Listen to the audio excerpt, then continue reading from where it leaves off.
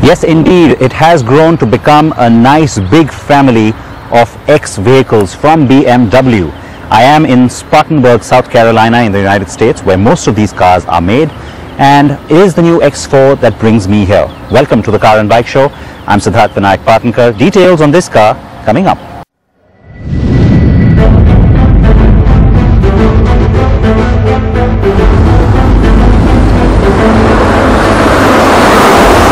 BMW X4 represents a segment many like to scoff at, but yet one that's become a volume spinner for many car makers brave enough to go there.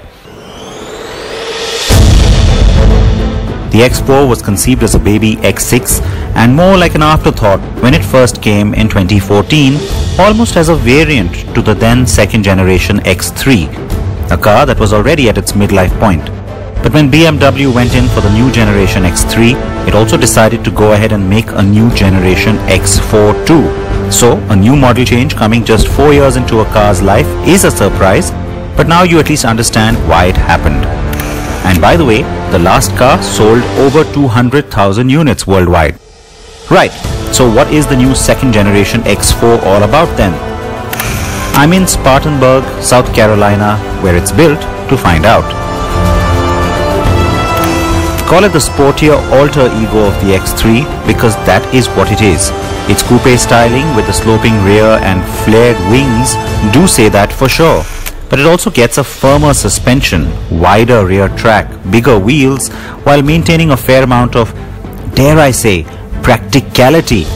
So the sloping roof meets the body fairly high up to afford decent cabin space. Its polygonal wheel arches are wide and have ample travel to allow for some rough roading too. But yes, it is similar to the X3, and also similar is the engine lineup. But I focused my attention on the X4 M40d, the likely model for India when the car gets here in a few months' time.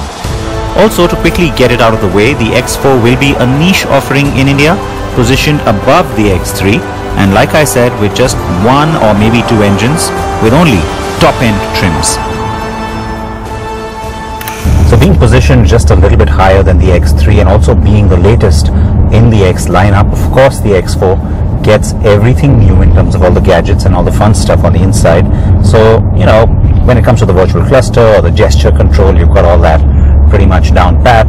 It's also a nice sporty trim inside the cabin, especially this one, because of course I'm driving the M Sport trim.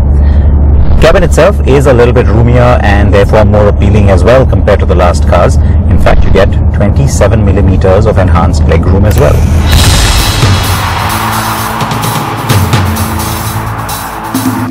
So similar interior and engines as the X3. Is this then simply the X3 Coupe?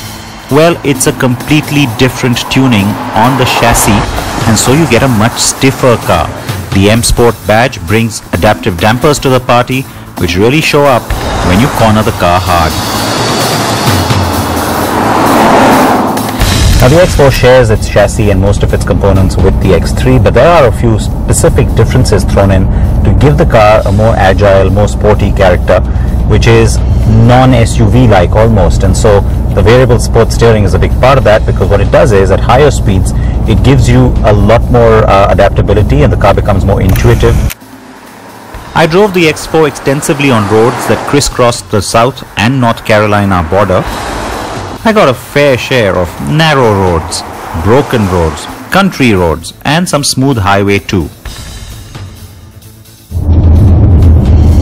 Now in South Carolina we don't have very fast speed limits, so for the most part the best I've gotten is about 55 miles per hour, but finally we've entered this little wooded stretch, and at least it's a nice curvy road, so I'm getting a chance to experience the agility of the car. Though I have to say that the real test of that is going to come to life when I get it onto the test track back at the BMW plant. It's the sense of control and sheer grip that will grab you.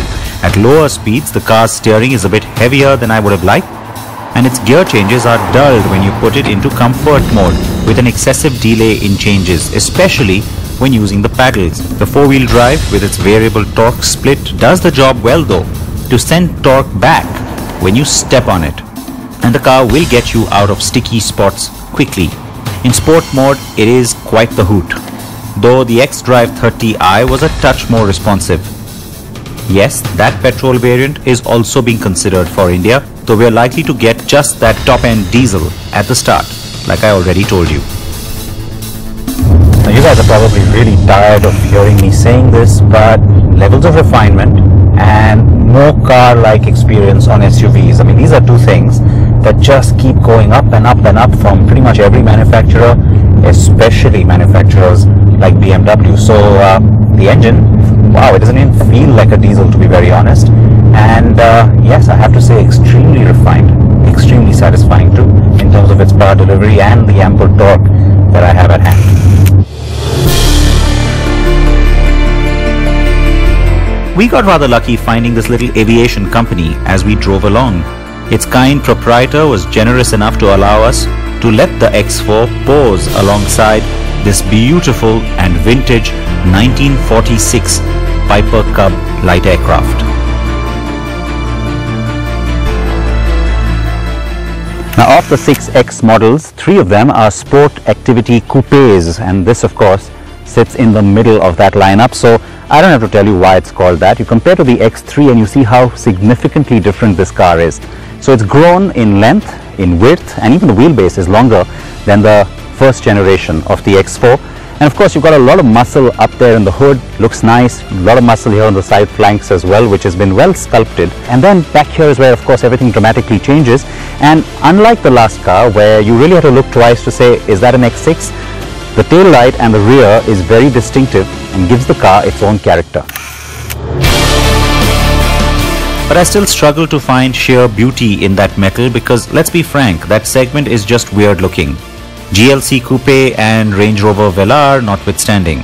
Still, it's a whole lot better looking and sexier than the last X4, especially those tail lights. Inside the cabin, the styling is young, fresh, and with the all-black treatment on the M Sport trim that I'm driving, a tad distinct from the X3 interior. Well, only just, because the dash layout and equipment is definitely identical. So you get everything from wireless phone charging to Apple CarPlay, a touchscreen with the latest iDrive to the head-up display, and the aluminium housing for the upper dash and floating central console. The seats are comfortable, though I'd have expected sportier race seats, to be honest. The short sporty gear shift and the drive mode buttons on its left are also identical to the X3's, though the instruments get a slight tweak.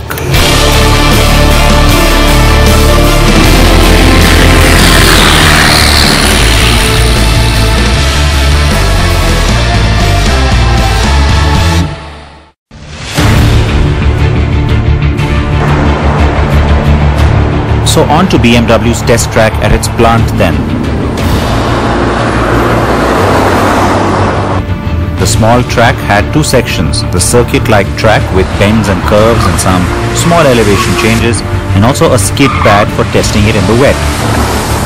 The former lets you really get a good sense of that grip and cornering ability I spoke of earlier. What's really nice though is how nice and fun and sporty the engine also sounds now that I'm pushing it out here on the track.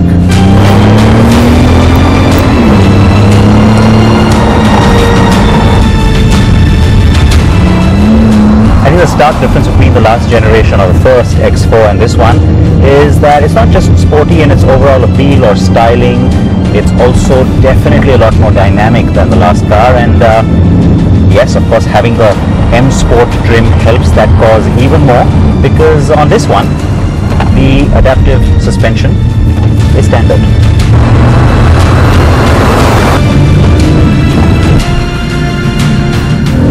Well, push the car hard across the corners, and the thing that really strikes you is how nice and flat it stays and just how quickly the car adapts to what you are trying to do.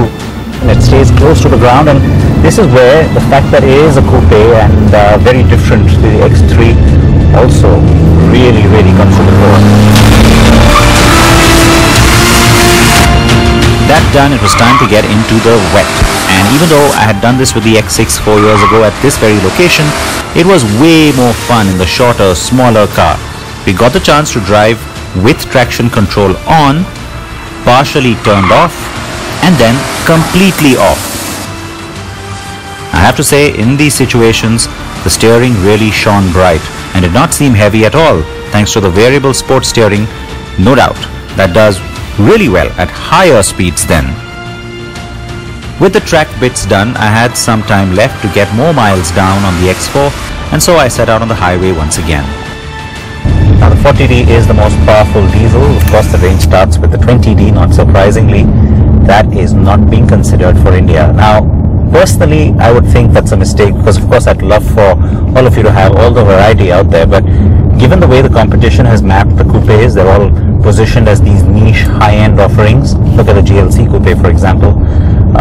Yeah, I think getting the M Sport trim as standard, fully loaded, kind of high-end, that's not surprising. So we could also get the 30i, or maybe even, again, just the M Sport trim on the petrol as well, but the 40D looks more or less a given.